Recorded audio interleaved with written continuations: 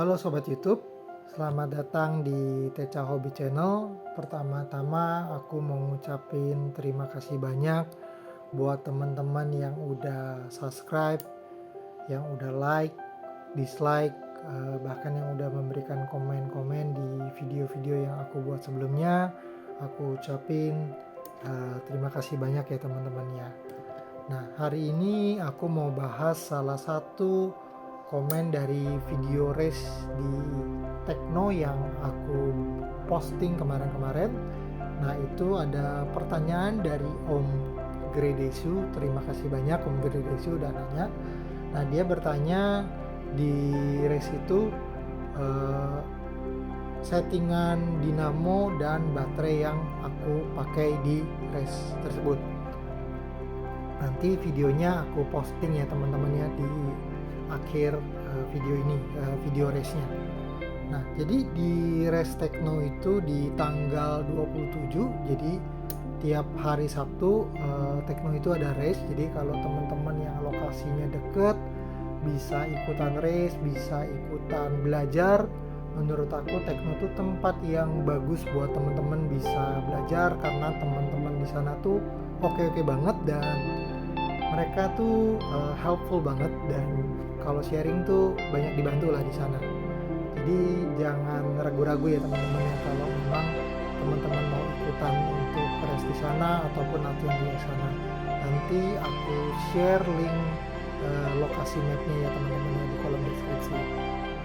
Oke, nah aku mau bahas ya. Jadi kalau ditanya apakah baterai itu ngefek, jujur di race Tekno kemarin itu aku nggak pakai baterai yang mungkin istilahnya padat ya, jadi aku singkirkan mobilnya dulu. Jadi ini di sini aku ada kasih dua baterai ya teman-teman ya. Nah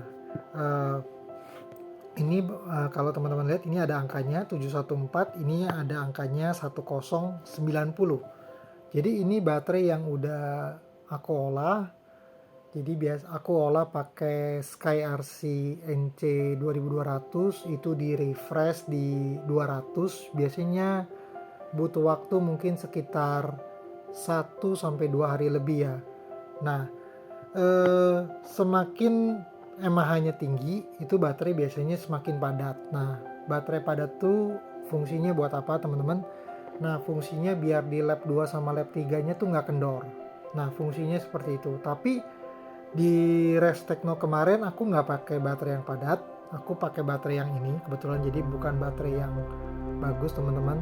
Nah, dari pengalaman race yang aku jalani, mungkin dari testing mobil, biasanya kalau untuk track yang pendek ataupun mungkin yang nggak banyak tikungan, kalau pakai baterai yang nggak padat tuh kadang-kadang cukup teman-teman, kadang-kadang cukup. Nah, cuman kalau kasusnya mungkin buat kayak 5 jalur, nah itu mungkin teman-teman butuh yang baterainya padat ya teman-teman ya. Tapi kalau aku boleh saran ya lebih baik gunakan baterai yang kapasitinya bagus. Nah, kalau ditanya apakah baterai itu ngaruh ke performa kecepatan sama konstan mobil di track, menurut aku pribadi balik lagi ketika teman-teman pakai baterai yang kapasitinya bagus ataupun yang kurang bagus, mungkin teman-teman bisa lihat langsung di tracknya hasilnya tuh jauh beda atau enggak.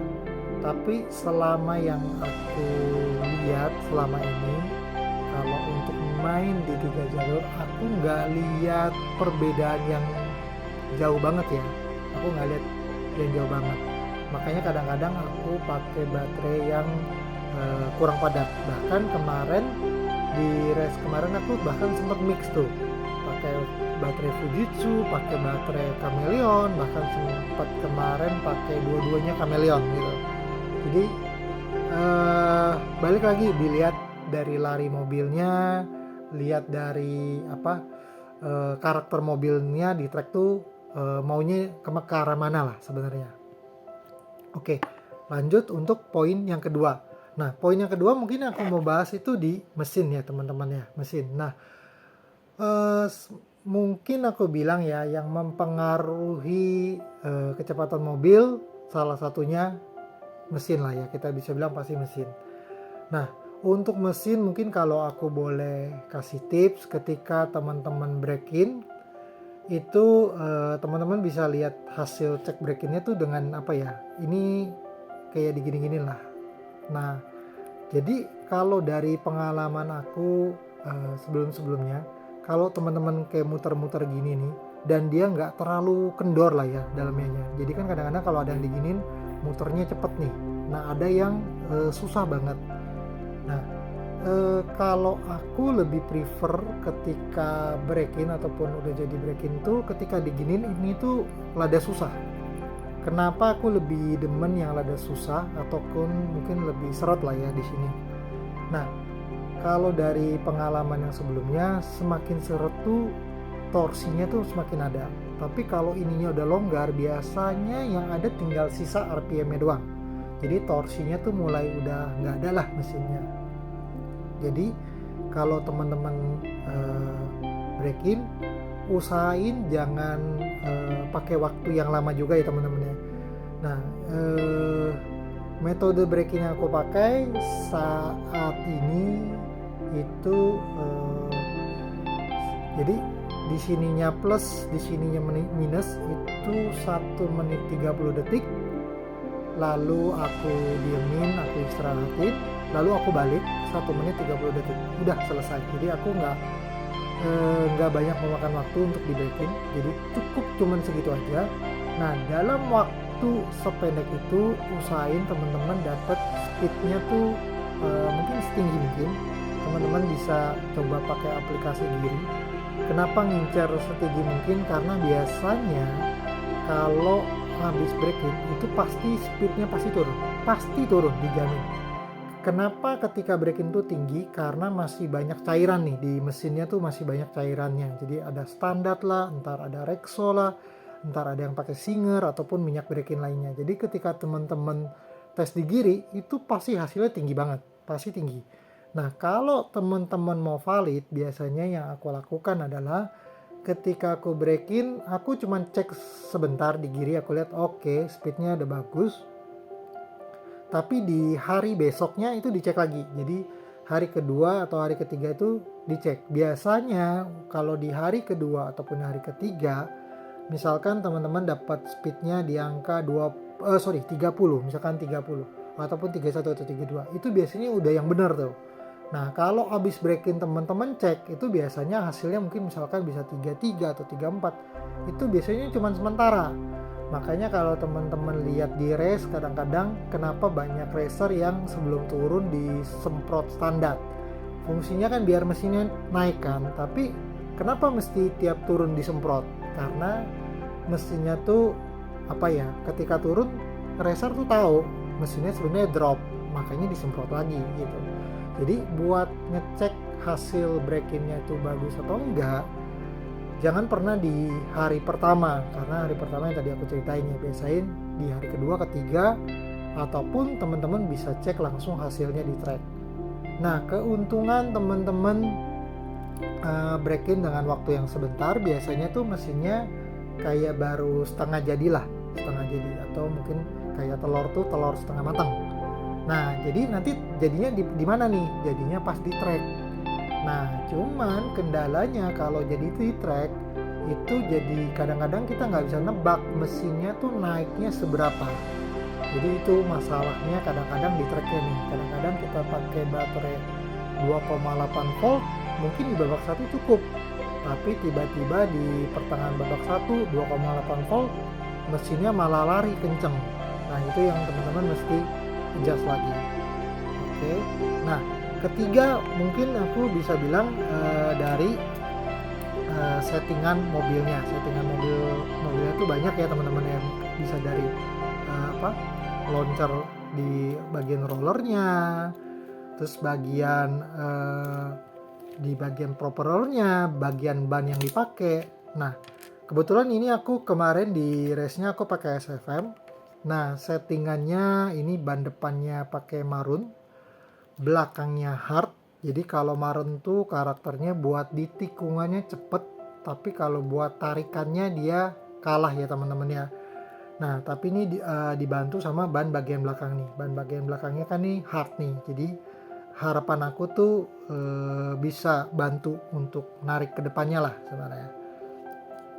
Nah, bagian yang kemarin aku adjust juga itu ada di bagian proper shaft-nya.